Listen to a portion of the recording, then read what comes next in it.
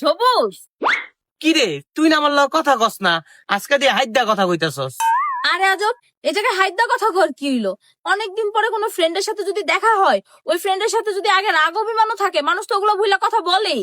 মান অভিমান ভুইলা কথা কইতাছস নাই গাড়ি দেখা কথা কইতাছস, কিছুই তো বুঝতাছি না।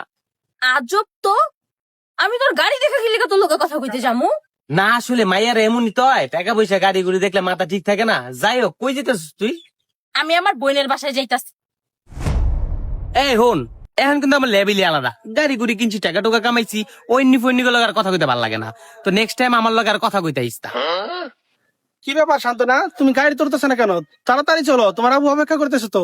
কোন গাড়িতে উঠবো দুলা ভাই? আপনি তো গাড়ি নিয়ে আসেন নাই। কোন গাড়ি মানে? এই যে আমার গাড়ি, আর এই যে আমার ড্রাইভার। ড্রাইভার মানে? আরে আমার আসতে দেরি হবে দেখে আমি আগে ড্রাইভার দিয়ে গাড়ি পাঠাই দিছি। ম্যাডাম ভালো আছেন? ম্যাডাম বসেন গাড়িতে। কিরে গাড়িতে উঠ। আর ও তো তোরা জিজ্ঞাসা তুই কেমন আছিস, উত্তর দিলি না কেন? না আসলে স্যারের তো আবার লেভেলই আলাদা, এই কারণে চাইলেও কথা বলা যায় না। ঠিক না স্যার?